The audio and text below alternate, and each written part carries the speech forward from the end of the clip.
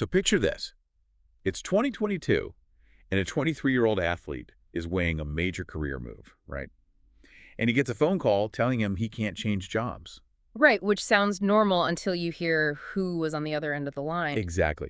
Because that call didn't come from, like, his agent or a team owner. It came from the president of France. Which is just wild to think about. Emmanuel Macron personally intervened to convince him to stay in Paris. I mean, that is the kind of just unimaginable geopolitical gravity that Kylian Mbappé possesses. It really is. It's a completely different level of influence. Welcome, everyone. Today, we're taking you on a deep dive into some really fascinating documentary excerpts from a project called Kylian Mbappé, the journey of a global icon. Yeah, and the mission here is to really reverse engineer this whole phenomenon, right? Yeah. We want to uncover the blueprint of greatness. Right, how a kid from the Parisian suburbs evolves into this cultural and athletic monolith. It's such a fascinating case study because we are looking at this rare intersection of extreme generational talent and an almost machine-like psychological framework. Which you don't see often. No, not at all. You usually see one or the other in elite sports, but rarely both calibrated so perfectly in one individual. Okay, let's unpack this. Because to understand how a player achieves things by his mid-20s that most legends, don't manage in 10 lifetimes. Right, matching Pele's teenage records, for instance. Exactly. Or commanding a 180 million euro transfer fee as a teenager. You have to look at how the foundation was poured. And the sources immediately challenge the typical sports narrative when they look at his childhood in Blondie. They really do, and it's a crucial distinction. I mean, we are so accustomed to the classic rags to riches sports trope. A ticket out of poverty narrative. Exactly, where football is this desperate ticket out. But the documentary clarifies that Mbappé, who was born in December 1998, he didn't grow up in that environment. No, it was very different. Yeah, instead he was raised in what was essentially a highly supportive, purpose-built sports incubator. The family dynamic is just wild. His father, Wilfried, was a respected football coach at the local club. And his mother was an athlete, too. Yeah, Faisal Amari. She was a professional handball player known for this relentless competitive streak. So when you look at how little Kylian spent his childhood, it wasn't just, casually playing in the park. Right. I like to think of it like a total language immersion program, but the language was just pure football tactics. From the moment he could walk, he was watching older players train with his dad. And if we connect this to the bigger picture, you start to see the mechanisms of his development. While other kids are inside playing video games, he is voluntarily doing extra speed and dribbling drills. Just constantly working on it. Constantly. But here's the thing. Coaches noticed instantly that his explosive speed and ball control were just years ahead of his peers. Oh, for sure. It was obvious early on. But instead of just praising him, Wilfried clamped down on discipline. He taught him that talent alone would never be enough. And that intense, disciplined upbringing led directly to his entry into France's elite Clairefontaine Academy when he was just 13. Right, which is basically the pinnacle of French youth football. Yeah, surrounded by the absolute best. And obviously, because he's there, the global titans start scouting him. You got Chelsea, Liverpool, Manchester City, Real Madrid, all coming after this teenager. Which is incredibly overwhelming. And this leads to his first major life choice. But I have to push back here, or at least ask the question. If you're a teenager, and the biggest clubs in the world want you, including Real Madrid, right? The team of your idol, Cristiano Ronaldo. The posters covering his bedroom walls, yeah. Right. The posters are on the wall.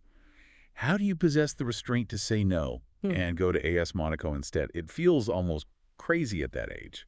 Well, what's fascinating here is the strategic genius of that move, because his inner circle recognized that going to a massive club like Madrid meant immediate prestige, sure, but terrible playing prospects for a kid. You'd just be riding the bench. Exactly. Monaco had a reputation for developing young talent.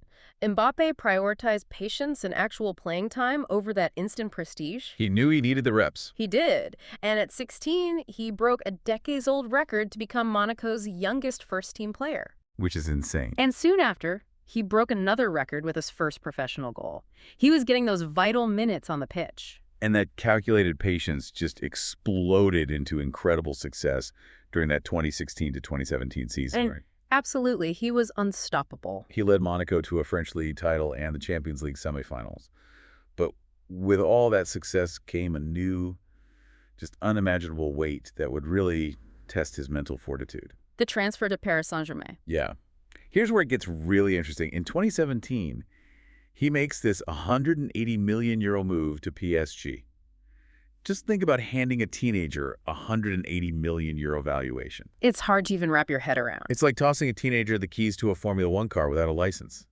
Many people questioned if he was just going to crash under all that pressure. Which is a totally valid fear. The historical graveyard of football is full of players who are crushed by a fraction of that price tag. Yep, absolutely. But Mbappé answered entirely with goals. He just dominated French football.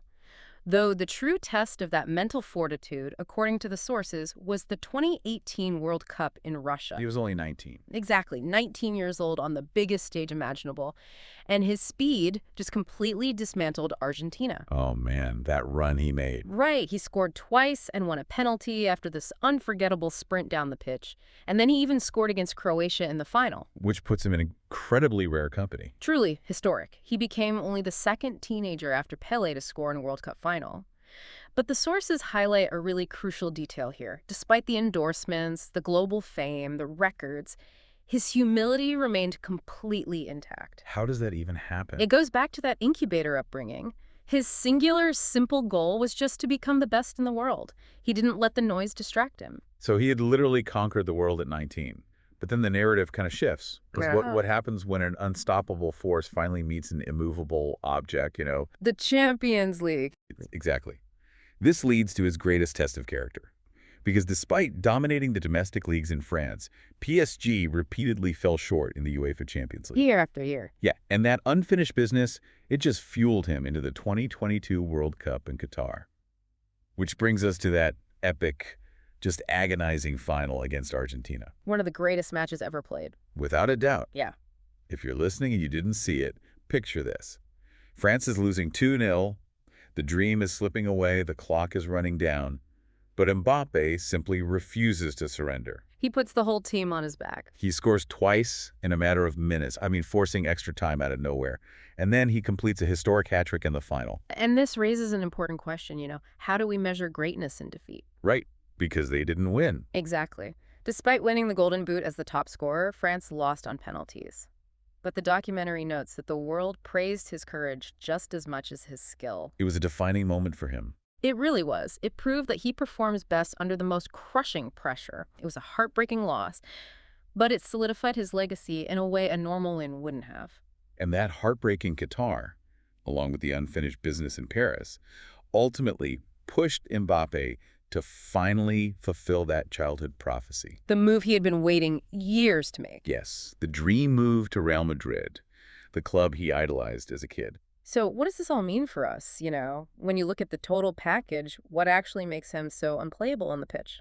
Well, the sources cite a few key things. First is his extraordinary speed, obviously. Unmatched. Yeah, but combined with really calm finishing and just fearless dribbling. Plus, he has this incredible ability to play both as a central striker and out wide on the wing. Which is a nightmare for defenders. Total nightmare. You can't pin him down. But it's his off-pitch persona that really explains his on-pitch success, I think. Oh, tell me more about that.